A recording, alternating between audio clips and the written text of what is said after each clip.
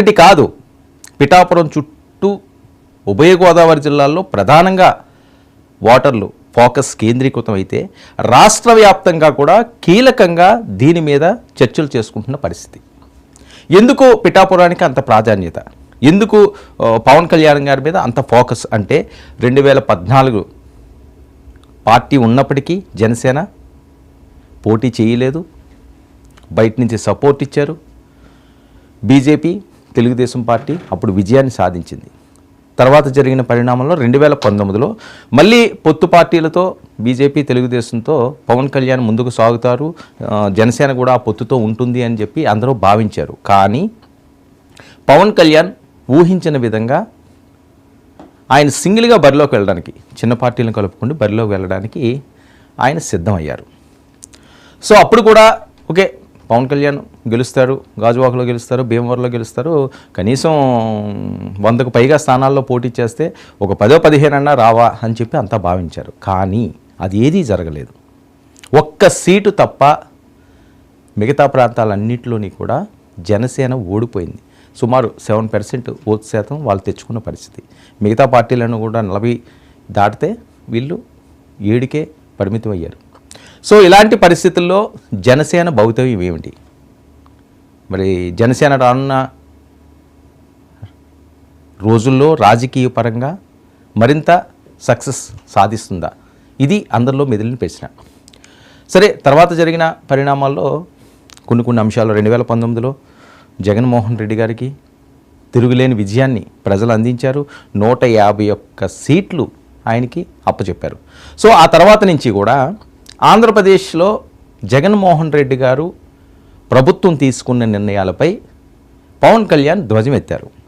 పూర్తి వ్యతిరేకం పవనాలు వీచినాయి ఆయన మీద, ఈయన ద్వారా. సో ఇలాంటి టైంలో కౌలు రైతుల అంశం అవనండి, లేకపోతే కరోనా అంశం అవనండి, చాలా అంశాల్లో పవన్ కళ్యాణ్ గారు వాళ్ళ అభిమానులు సర్వీస్ చేశారు. ఆయన సొంత డబ్బుతో ఏ రాజకీయ పార్టీ గతంలో చేయలేనటువంటి సర్వీస్ని ఆయన శక్తి మేరకు ఆయన చేశాడు. సో అలాంటి పరిస్థితుల్లో కాలం గడుస్తున్న నేపథ్యంలో ఈసారి 24 ఎన్నికల్లో మరి ఏ రకంగా ముందుకు సాగాలి అని తర్జన భర్జన జరుపుతున్న వేళ తెలుగుదేశం పార్టీ అధినేత చంద్రబాబు నాయుడు గారు అరెస్ట్ అవ్వడం, అక్కడి నుంచి కూడా రాజకీయాలు ఒక్కసారిగా మలుపు తిరిగినాయి. ఎందుకంటే అంతకుముందు చంద్రబాబు నాయుడు గారు ఈ అంశం మీద ఒక వ్యాఖ్య చేశారు, వన్ సైడ్ లవ్ అని, మా సైడ్ నుంచే ఉంది అని చెప్పి ఒక సందేశాన్ని అయితే పవన్ కళ్యాణ్కి పంపించారు. సో ఆ తర్వాత పవన్ కళ్యాణ్ గారు కూడా ఎట్టి పరిస్థితుల్లోనూ ఆయనకున్న బలగం పవన్ కళ్యాణ్కి తెలియంది కాదు. ఎందుకంటే ఆయన దెబ్బలు తిని రాటు తేలిపోయి ఉన్నాడు రాజకీయ పరంగా, ఎన్నో అవమానాలు పడి ఉన్నాడు ఆయన. సో ఈ పరిస్థితుల్లో ఖచ్చితంగా విజయాన్ని సాధించాలి, తమ షేర్ మనకు ఉండాలి, అసెంబ్లీలో అడుగు పెడితేనే తర్వాత ఏంటన్నది, మొదటి అడుగు ముందు వెళ్ళాలి. మనం ఒక స్టెప్స్ ఎక్కి మెట్లెక్కి ఒక శిఖరానికి వెళ్ళాలి అనుకుంటే మొదటి మెట్టు అన్నది మొదలవ్వాలి.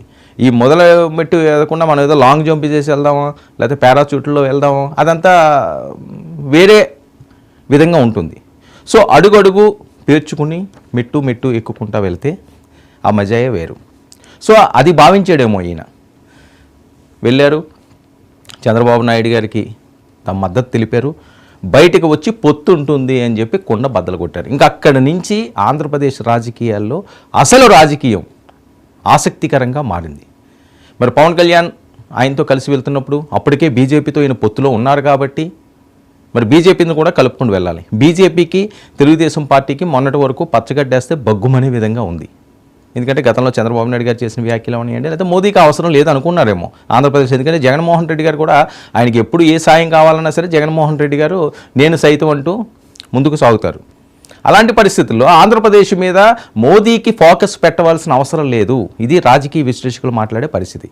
ఎవరు గెలిచినా ఆయనకి సపోర్ట్ చేస్తారు. కానీ 2014లా సక్సెస్ రావాలి అంటే అసలు వ్యతిరేకత ఉండకూడదు. బలమైన బీజేపీ పార్టీ కూడా మనకు అండగా ఉంటే రానున్న రోజుల్లో రాజకీయ భవిష్యత్తు బాగుంటుంది, రాష్ట్రం బాగుంటుంది అని చెప్పి పవన్ కళ్యాణ్ పదే మాట్లాడారు. ఆ విధంగానే ఆలోచించారు, ఆ విధంగానే అడుగులు వేశారు, ఆ విధంగానే బీజేపీ పెద్దలతో చర్చలు జరిపారు. ఎట్టకేలకు సక్సెస్ చేసుకుని ఆయన తగ్గించుకుని 21 సీట్లకి కుదించుకుని పొత్తుని షురూ చేశారు. సో ఇలాంటి పరిస్థితుల్లో ఎట్టి పరిస్థితుల్లోనే కూడా పొత్తు పార్టీని ఓడించాలి. ఇది జగన్మోహన్ రెడ్డి గారి శపథం. ఎట్టి పరిస్థితుల్లోనే గెలాలి. ఈసారి పొత్తు పార్టీలను గెలకుండా చేస్తే మరొకసారి జగన్మోహన్ రెడ్డి గారి అధికారం చేపడితే 2029కి ఇంకా ఆయనకి ఎవరో పోటీ ఉండరు. జనసేన పార్టీ మరొక 5 సంవత్సరాలు నడిపించగలదా? నడిపించినా పవన్ కళ్యాణ్ గారు పూర్తి స్థాయిలో జనాల్లో ఉండే 5 సంవత్సరాలు సక్సెస్ఫుల్గా పార్టీని నడిపించే పరిస్థితి ఉంటుందా? ప్రజలు ఆదరిస్తారా? సో ఆయనకున్న బిజీ స్కెడ్యూల్ అవనియండి, ఆ సినిమాల అంశం అవనియండి, ఆర్థికపరమైన అంశాలు అవనియండి, అంత టైం స్పెండ్ చేయలేరేమో ఆయన. సో అది ఆ నేపథ్యంలోనే ఆలోచనలతోటే పవన్ కళ్యాణ్ గారు ఇంకా 2029 వరకు అంత స్ట్రాంగ్గా ఉండరు. ఇంకా తెలుగుదేశం పార్టీ విషయం వస్తే చంద్రబాబు నాయుడు గారి వయసు రీత్యా కూడా 2029కి అంత యాక్టివ్గా ఉండలేరేమో అని. అంటే ఇవన్నీ కూడా ఆలోచనలు. వీళ్ళ ప్రతి రాజకీయ పార్టీ కూడా తనదైన స్టైల్లో ఆలోచనలు చేస్తుంటారు, తన చేతిలో వ్యూహాలు రచిస్తుంటుంది. సో 24 కొడితే చాలు, ఇంకా మనకు తిరుగులేదు అని చెప్పి జగన్మోహన్ రెడ్డి గారు భావించారు. ఆ విధంగానే ఆయన ఎన్నికలు చేస్తున్నారు. సో వీళ్ళు కలరు అనుకున్న వాళ్ళు కలిశారు, బీజేపీని కూడా ఒప్పించారు, ముగ్గురు కలిపి బదిలోకి వెళ్తున్నారు. అయితే ప్రధానంగా కాపు సామాజిక వర్గం అనే అంశం అన్నది ఇక్కడ చాలా స్ట్రాంగ్గా వినిపిస్తున్న వాయిస్ ఆంధ్రప్రదేశ్ రాజకీయాల్లోని. ఎందుకంటే పవన్ కళ్యాణ్ ఇక్కడ బరిలో ఉన్నారు కాబట్టి, పొత్తు పార్టీలతో ఉన్నారు కాబట్టి, ఓటు షేర్ పెరిగింది కాబట్టి ఆయన వైపు ప్రజలు చూసే అవకాశం ఉంటుంది. కాపు సామాజిక వర్గం ఈసారి పవన్ కళ్యాణ్ గారు మద్దతుగా నిలిచే అవకాశం ఉంటుంది. ఆయన మీద ఒక సింపతి ఉంది. అరే సొంత డబ్బులు ఖర్చు పెట్టుకుని తిరుగుతున్నాడు, ఆయనకి అవసరం ఏముంది అని చెప్పి చాలామంది భావించారు. ఆ సాఫ్ట్ ఓట్లన్నీ కూడా ఈయనకి వచ్చే అవకాశం ఉంది. అలాంటి పరిస్థితుల్లో పవన్ కళ్యాణ్కి వాళ్ళు మద్దతుగా ఉంటే జగన్మోహన్ రెడ్డి గారికి వైఎస్ఆర్సీపీకి చిక్కులు తప్పవు, ఇబ్బందులు తప్పవు, ఓటమి తప్పదు. ఇది ఊహించిన వాళ్ళు ముద్రగడ పద్మనాభం అనే కాపు సామాజిక వర్గ పెద్దన్నగా పిలుచుకుండే ఆయన ఉద్యమ నాయకులు ఆయన్ని రంగంలోకి దింపారు. గతంలో పేరు నాని గారు అవనియండి, అమర్నాథ్ గారు అవనియండి, అంబటి రాంబాబు గారు అవనియండి, వీళ్ళందరూ కూడా పవన్ కళ్యాణ్ చిన్న అంశమైనా మాట్లాడితే వాళ్ళ మీద అటాక్ చేస్తుంటారు, డైరెక్ట్గా అటాక్. సో ఇలాంటి పరిస్థితుల్లో ఇంకా బలం ఉండాలి. వాళ్ళ బలం సరిపోదు, రాజకీయ పరంగా వాళ్ళు ఏదో మాట్లాడుతున్నారు అనుకోండి. అలాంటప్పుడు మరి కాపు సామాజిక వర్గానికి సుపరిచితులైన ముద్రగడ పద్మనాభం గారికి జగన్మోహన్ రెడ్డి గారు ప్రయారిటీ ఇచ్చారు. ఆయన్ని రంగంలోకి దింపారు. దింపి పిఠాపురంలో ఫస్ట్ పవన్ కళ్యాణ్ని ఓడిస్తే మోరల్గా ఆయన ఇబ్బందులు పడతాడు, సైకలాజికల్గా కష్టాలు పడతాడు. ఆయనే ఓడిపోతే ఇంకా పార్టీ భవిష్యత్తు ఏంటి? 2019 లాగే మళ్ళీ ఆయన్ని ఓడించాలి అనే వ్యూహాలు రచించినట్లుగా ముందుగానే వాళ్ళకి ఇన్ఫర్మేషన్ ఉంది వైఎస్ఆర్సీపీ వాళ్ళకి. ఎందుకంటే వంగా గీత గారిని పిఠాపురంలో పెట్టడానికి కూడా ప్రధాన కారణం అదే. పవన్ కళ్యాణ్ గారి సీట్ అనౌన్స్ చేయకముందే వాళ్ళకున్న ఇన్ఫర్మేషన్ మేరకు ముందుగానే ఒక బలమైన మహిళా అభ్యర్థిని అక్కడ పెట్టారు.